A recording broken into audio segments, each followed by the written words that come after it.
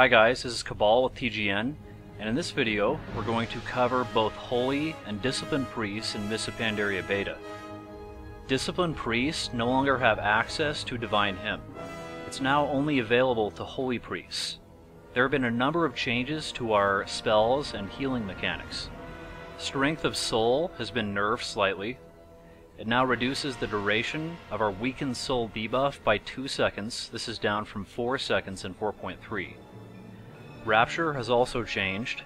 Instead of restoring 7% of our total mana every time our powered shield is absorbed, instead it now restores 150% of our spirit. By far the biggest change to Disciplined Priests is the change to Atonement. All of the Atonement talents are now available to Disciplined Priests by default. Probably the biggest change is to Penance, which now heals for all of the damage it does, similar to Holy Fire and Smite. The consequence of this change is that Penance now generates stacks of Evangelism very quickly. Archangel's been buffed. Each stack of Evangelism increases your healing by 5% per stack. This is up from 3% in 4.3. Archangel has also been nerfed in Mists of Pandaria. It now no longer grants us mana, which is unfortunate. Let's take a look at a couple of powerful glyphs that we have available to us in Mists of Pandaria. The glyph of Holy Fire makes Holy Fire into an instant cast spell. This is a huge buff for us.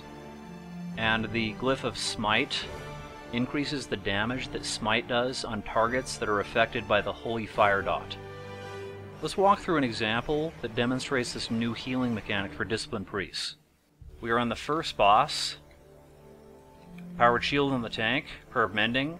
We're going to Penance on the boss, Holy Fire, start smiting. Shadow Fiend, go back to smiting. Penance on the boss. Holy Fire, go back to smiting. Okay, we want to get out of the way of that. Powered Shield on the Hunter, renew. Let's focus back on the boss. Penance on the boss. Holy Fire, start smiting. Prayer of Mending. Keep smiting like this. One more smite. Penance on the boss. Holy Fire. Keep smiting. But as you can see, this is a really interesting way of healing because you're spending most of your time DPSing.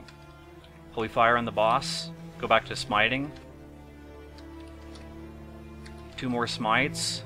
Penance on the boss. Holy Fire on the boss. Let's cover one more glyph for Disciplined Priests. The glyph of Penance allows you to cast Penance while running, but increases the mana cost. I can see this having possible applications in PvP. Let's move on to the changes to Holy Priests in Mists of Pandaria Beta. Our Chakra mechanic has changed quite a bit. Chakra Serenity now increases the healing output of our single target healing spells. Also, our direct healing spells refresh the duration of Renew by default. Chakra Chastise has been buffed in Mists of Pandaria. This chakra state gives you the ability to DPS. It reduces the mana cost of both Smite and Holy Fire by a massive 75%, and also gives Smite a chance to reset the cooldown on Holy Word Chastise, which was an otherwise useless spell in 4.3. And Chakra Sanctuary has not changed at all in Mists of Pandaria Beta. Let's take a look at a couple of new glyphs for Holy Priests. The glyph of Renew causes Renew to heal for 33% more each tick, but its overall duration is 3 seconds shorter. The glyph of Light Spring is awesome. It completely changes the way that your Lightwell works. Your Lightwell now pulses once a second.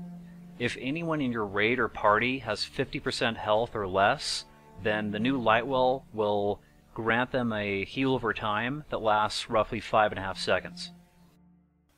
Let's examine a couple of new spells.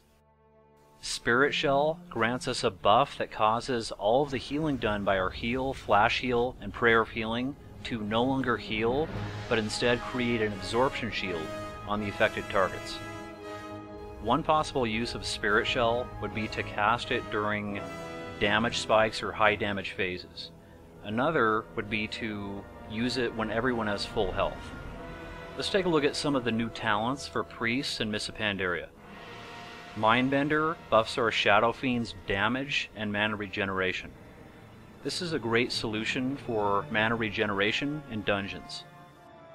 Powered Solace is a damage spell that restores 2% of our total mana. Based on my research, this talent is considered the weakest of the Tier 3 talents.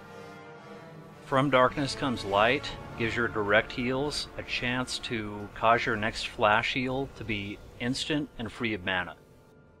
Spectral Geist is a pretty interesting talent. It's basically a stealthing spell, which sort of creates a clone of you. I can see this being useful in PvP. Angelic Bulwark grants you a damage absorption shield when you're nearly dead. This is also probably a better fit in PvP. Power Infusion is exactly the same as it was in 4.3. There was really nothing to fix. Twist of Fate increases our damage output on dying targets. This could benefit Disciplined Priests that heavily use the Atonement mechanic.